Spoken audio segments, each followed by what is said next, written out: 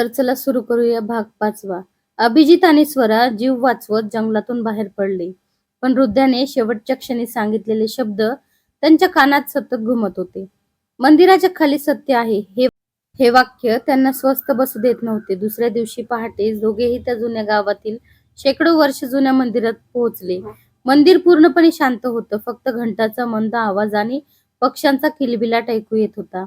मंदिराचे मुख्य पुजारी त्यांना पाहून काही क्षण गप्प राहिले आणि मग म्हणाले, तुम्ही दोघे इथे याल हे मला अनेक वर्षापूर्वी सांगितले गेले होते.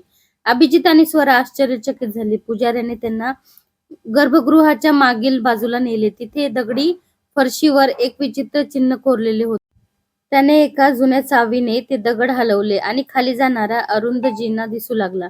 दोघेही काळजीपूर्वक खाली उतरले. तिथे धुळीने माखलेली एक मोठी लोखंडी तिजोरी होती. अभिजितने पेनड्राईव्ह सोबत मिळालेल्या चावीने तिजोरी उघडली आणि आत अनेक फायली, शेअरचे कागद, जुने करार आणि एक व्हिडिओ कॅसेट ठेवलेली होती.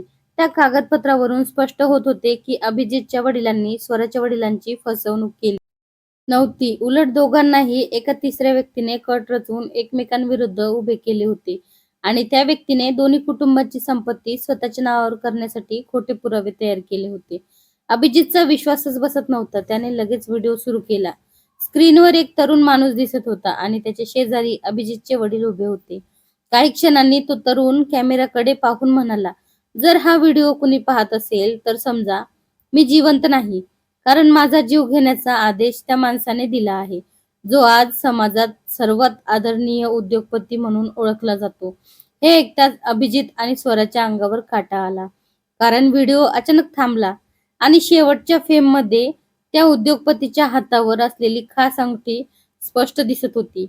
तीच अंगठी अभिजितने अनेक वेळा आपल्या काकांच्या हातात पाहिली होती. अभिजितला जबरदस्त धक्का बसला, कारण त्याने स्वतःचे काका अनेक वर्षापासून संपूर्ण कुटुंबाला फसवत होते. इतक्यात वरून पावलांचा आवाज आला आणि मंदिराच्या तळघराचे दार जोरात बंद झाले. अंधार पसरला. बाहेरून कोणीतरी मोठ्याने हसत म्हणाले, सत्य शोधण्याची चूक केलीत. आता या तळघरातून तुम्ही दोघे कधी जिवंत बाहेर जाणार नाही. अभिजित आणि स्वरा तळघरात अडकले होते. बाहेरून जड लोखंडी दरवाजा बंद झाल्यामुळे श्वास घ्यायलाही त्रास होत होता. अभिजितने शांत राहण्याचा प्रयत्न करत मोबाईलचा टॉर्च सुरू केला आणि दोघांनी मिळून तळघराचा प्रत्येक कोपरा तपासायला सुरुवात केली.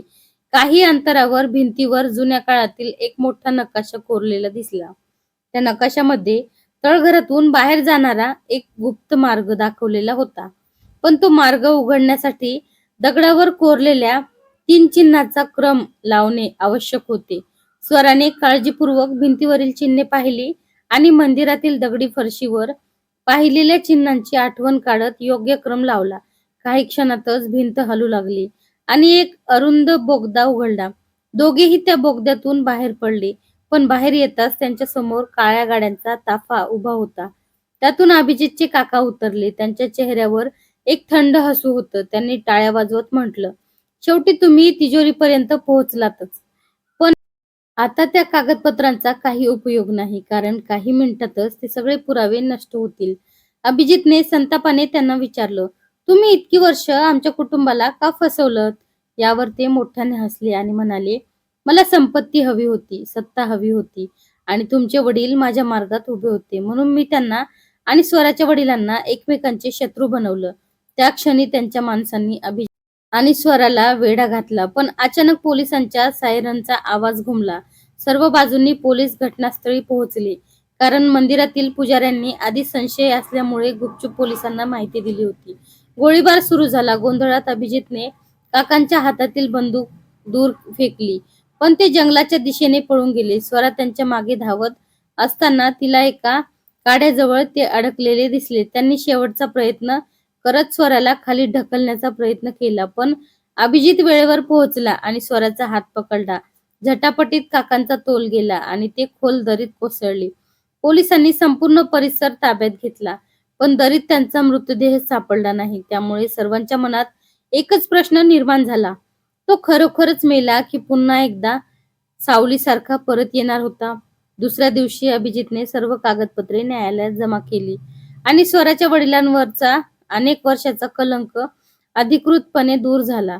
संपूर्ण गावात आनंदाचे वातावरण होते, पण त्या रात्री अभिजितच्या मोबाईलवर एक अनोळखी नंबरवरून व्हिडिओ आला. त्यात मुखवटा घातलेली व्यक्ती शांतपणे म्हणत होती, "खेळ अजून संपलेला नाही. तुमच्या दोघांच्या आयुष्यातलं सर्वात मोठं रहस्य अजून उघडलंच नाही."